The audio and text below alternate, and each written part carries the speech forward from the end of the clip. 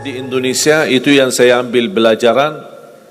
Kita orang Indonesia selalu harus dunia, tidak ada akhirat sendiri. Dunia dan mau kaya di dunia kaya, selamat di dunia selamat. Jadi dunia itu harus dibawa. Kalau udah bahasanya akhirat, pasti orang bertanya, terus dunia kita gimana? Makanya begitu saya membaca sukses dunia akhirat, wah ini Indonesia ini.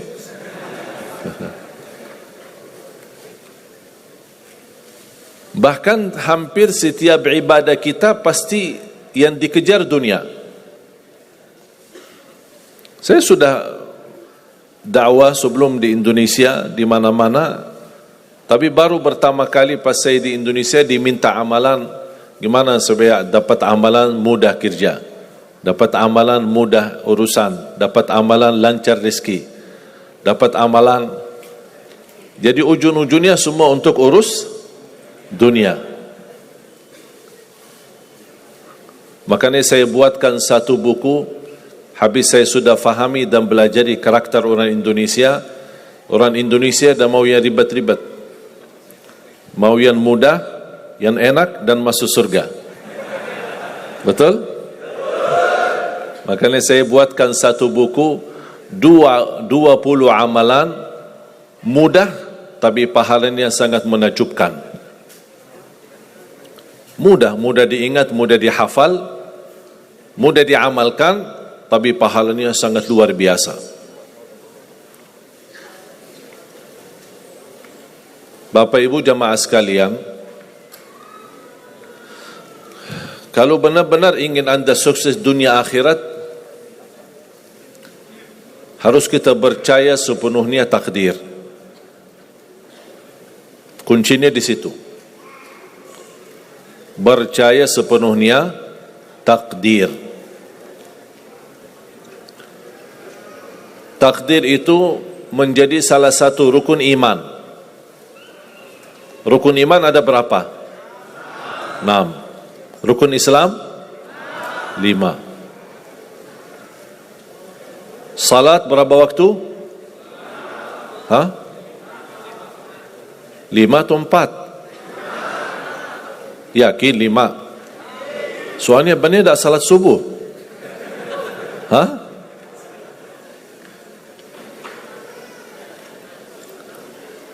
Takdir itu menjadi salah satu rukun iman. Tapi banyak di antara kita yang belum percaya sepenuhnya soal takdir. Dan kita sifat manusia, mohon maaf, suka tidak adil. Contoh, kalau Allah berikan karunia, nikmat, pertama kita lupa bersyukur. Yang kedua, kita tidak pernah berkata sama Allah, ya Allah kenapa aku dapat nikmat ini? Tapi sebaliknya, kalau kita diuji oleh Allah, kita kurang sabar, dan kita bertanya sama Allah, ya Allah kenapa saya diuji? Faham enggak? Kalau kita dapat nikmat, ada enggak orang-orang yang lulus misal ujian, dia berkata, ya Allah kenapa saya lulus ujian? Tak pernah. Tapi kalau dia tidak lulus, dia bilang apa? Ya Allah kenapa saya tidak lulus?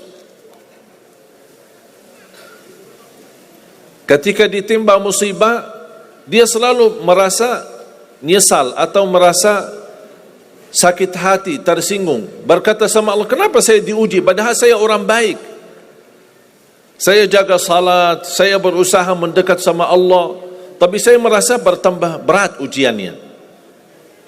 Tapi sebaliknya, ketika diberikan nikmat, dia tidak pernah menyebutkan, ya Allah kenapa saya mendapatkan nikmat ini? Kayaknya si fulan lebih fantas mendapatkan nikmat. Itu tanda manusia tidak adil, tidak bersikap adil. Makanya subhanallah, semakin anda mantap imannya terhadap takdir, semakin hidupmu jadi nikmat. Saya kasih contoh.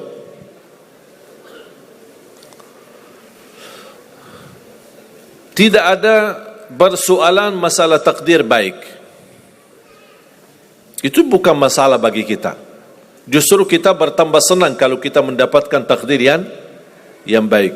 Tapi yang menjadi persoalan bermasalah bagi kita adalah takdir buruk.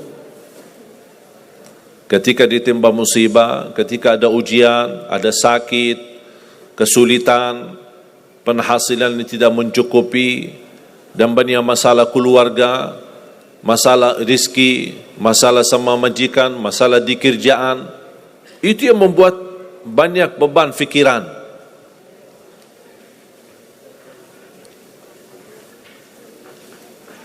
Tapi kita harus tahu, sebenarnya walaupun takdir itu ada baik, ada buruk, kenyataannya buruk, nampaknya buruk, tapi hakikatnya baik. Hakikatnya baik. Tapi kapan kita bisa tahu takdir yang buruk ini bisa menjadi baik bagi kita? Belum tentu sesaat terjadi ujian itu. Bisa jadi belakangan, bahkan bisa menjadi sekian lama baru kita tahu dan sadar ternyata takdir itu baik bagi kita.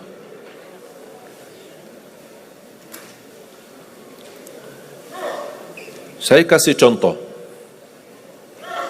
melalui cerita. Saya buatkan satu cerita, ingin memberikan pesan kepada orang muslim, orang beriman, betapa besar karunia Allah dan pertolongan Allah melalui takdir. Ada seorang berdoa, dan saya yakin anda semua berdoa.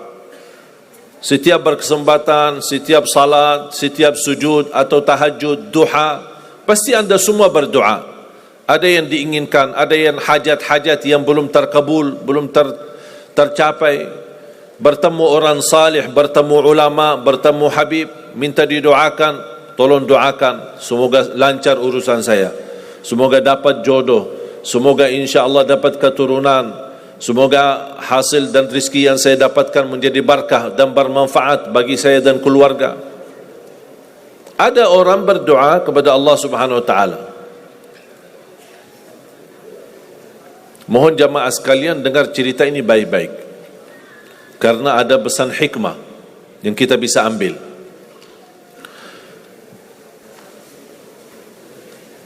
Orang ini berdoa tapi tidak melebihi selain doa meminta jodoh yang salihah, yang cantik, yang kaya. Itu aja doanya, dari yang lain. Setiap salat, ya Allah, jodoh yang salihah, yang cantik, yang kaya. Tahajud, ya Allah, jodoh yang salihah, yang cantik, yang kaya. Doa pas buka puasa, itu aja doa, dari yang lain. Tidak minta ampun, tidak minta rahmat, tidak minta karunia, tidak minta keselamatan. Butuh banget ini jodohnya. Dapat rezeki sedikit, dapat kemudahan berangkat haji. Selama dia berhaji, selama dia tawaf 7 kali, itu aja doanya. Ya Allah, jodoh yang salihah, yang cantik, yang kaya. Safa Marwah sa'i, ya Allah, jodoh yang salihah, yang cantik, yang kaya. Tidak ada yang lain. Ketika satu malam dia sudah di tengah air, berjalan malam hari santai-santai di kampung sambil membayangkan jodohnya, menghayal bagaimana cantiknya. Pas di dalam perjalanan dikejar anjing, dia lari.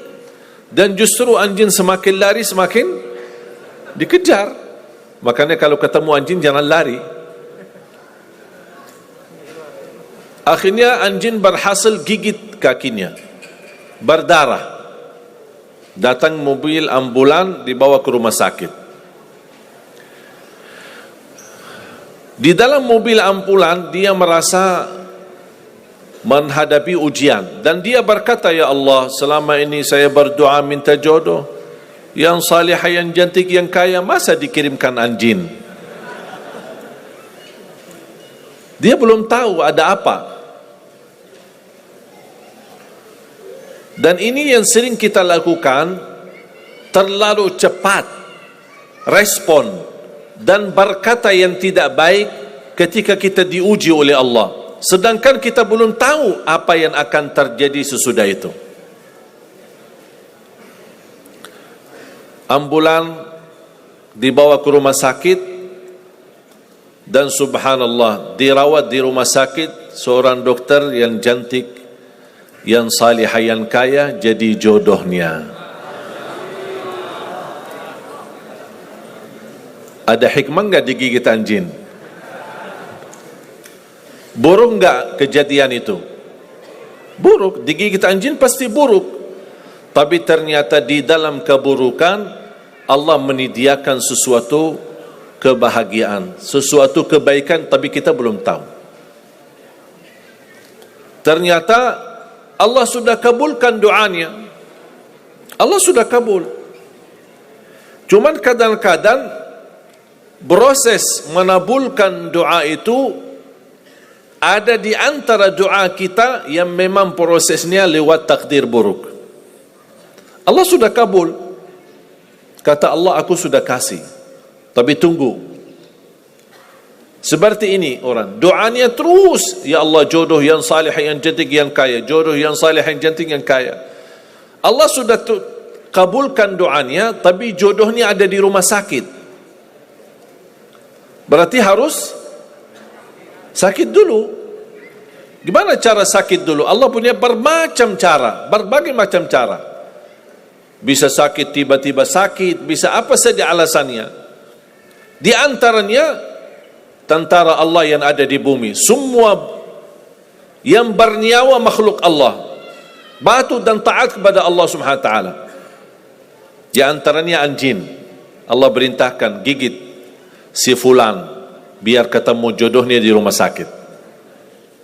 Jalanin tugas.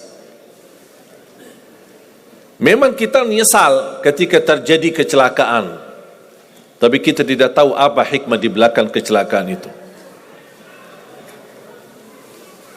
Dan sering saya bilang sama jamaah, mudah-mudahan Allah kabulkan semua hajat-hajatmu. Walaupun digigit, mau enggak digigit anjing dulu?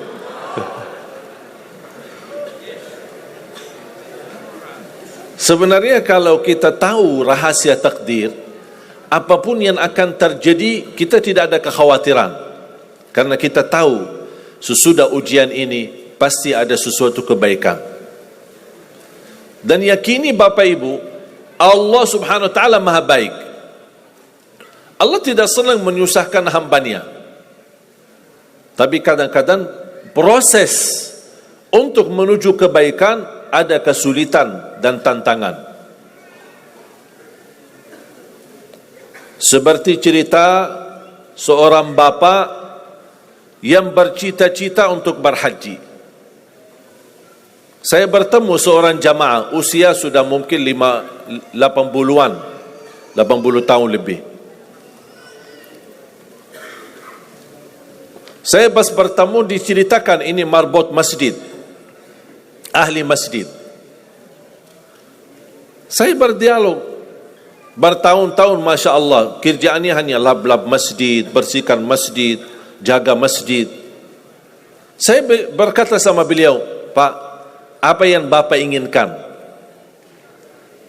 Tahu enggak jawabannya apa? Saya ingin haji. Tapi saya orang tidak mampu. Doakan mudah-mudahan saya bisa haji. Saya bilang, insya Allah Pak, kalau soal haji, soal umrah, itu tidak tergantung dengan kemampuan. Ada orang yang tidak punya uang sama sekali, tapi dapat dipanggil bisa haji. Karena haji dan umrah itu hadiah dan panggilan Allah Subhanahu wa taala bagi hambanya. Bahkan justru ada orang yang banyak hartanya, tapi tidak tertutup hatinya untuk ke tanah suci. Boleh kita bercita-cita, berkeinginan ke tanah suci, tapi jangan digantungkan persoalan ini masalah kemampuan. Nanti kalau saya ada uang, saya mau haji dan umrah. Belum tentu saat sudah ada uang, belum tentu haji dan umrah. Kalau belum dipanggil oleh Allah Subhanahu wa taala. Saya berkata sama beliau, Bapak kalau sudah saatnya dipanggil oleh Allah, pasti Bapak akan berhaji. Tiba-tiba saya menerima telefon dari anak beliau. Habis saya ketemu kira-kira beberapa bulan, saya terima telefon menyampaikan bapaknya kecelakaan. Kok gimana kecelakaan? Apa ceritanya? Dia bilang habis keluar dari masjid, pulang malam hari, nampaknya ada mobil, pas ayahnya lagi seberang jalan, ada mobil tidak memperhatikan, kemudian tabrak. Alhamdulillah tidak terlalu parah, cuman perlu dirawat di rumah sakit sedikit, sebentar.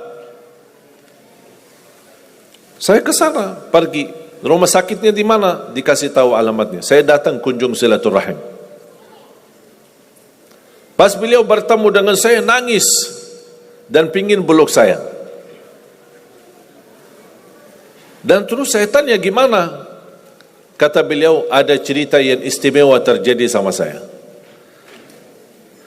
Ternyata orang yang menabrak beliau, orang yang kaya.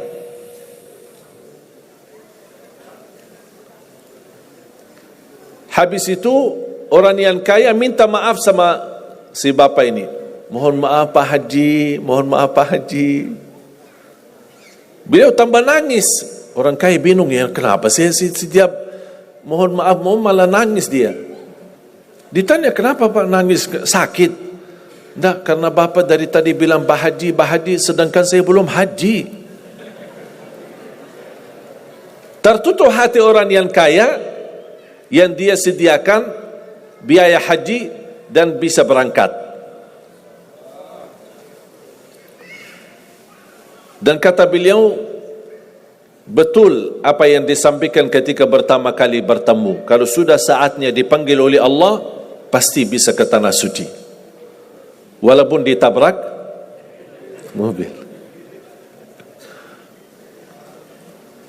Berarti intinya apa? Apa yang saya ingin sampaikan, jangan ada yang merasa menolong atau merasa sakit hati atau merasa tersinggung ketika menghadapi ujian. Merasa belum terkabul keinginannya, Allah sudah kabulkan. InsyaAllah tidak ada di antara kita yang ditolak doanya. Cuman kita mohon maaf kadang-kadang buru-buru, ingin selalu semuanya cepat. Kadang-kadang kalau terlalu cepat apa yang kita inginkan kita dapat, itu bahaya juga. Dan Allah ingatkan, kalau manusia, Allah tidak sulit menjadikan manusia semuanya kaya. Kalau sekarang saya bertanya, mau enggak semuanya jadi orang kaya? Pasti mau, siapa yang tidak mau? Coba bayangkan, kira-kira sulitlah bagi Allah menjadikan semua manusia di bumi kaya raya? Sulit tidak? Tapi pertanyaan saya, kira-kira berjalan hidup kita enggak kalau kita semuanya kaya? Bisa berjalan lancar? Masa enggak? Semuanya kaya raya. Gimana kehidupan kita sehari-hari? Berjalan lancar tidak? Kenapa tidak? Saking banyak kekayaannya. Kalau semuanya kaya, memang sulit menjalani kehidupan. Contoh, cari supir, siapa yang mau supirin kita? Sama-sama kaya. Datang minta tolong sama teman, boleh enggak ini cariin supir? Aku aja lagi cari supir, dah dapat. Mau punya perusahaan sendiri, butuh tenaga kerja kan? Semuanya orang kaya. Buat apa kalau mereka semua kaya, masing-masing punya pabrik, tapi tidak ada yang bekerja? Sulit enggak jalan hidup? Sulit. Sama sebaliknya, kalau semuanya di bumi miskin, susah. Kira-kira gimana hidup kita? Ya susah juga. Tidak bisa lancar hidup di dunia. Setiap ada orang datang minta tolong, Pak, apalagi saya, Pak? Saya aja susah. Tapi makanya ada hikmah. Allah menjadikan ada yang kaya, ada yang miskin. Yang kaya menutupi kebutuhan yang miskin, miskin juga menutupi kebutuhan yang kaya, saling mengisi. Supaya apa? Supaya dunia ini berjalan, hidup kita berjalan. Tapi coba bayangkan kalau semua orang kaya tidak mau membantu orang miskin, dan semua orang miskin sombong dan mau melayani orang kaya, gimana kehidupan kita? Susah. Makanya jemaah sekalian, kunci anda sukses dunia akhirat, percayalah takdir. Dan semua takdir itu baik, tapi kita belum tahu rahasianya.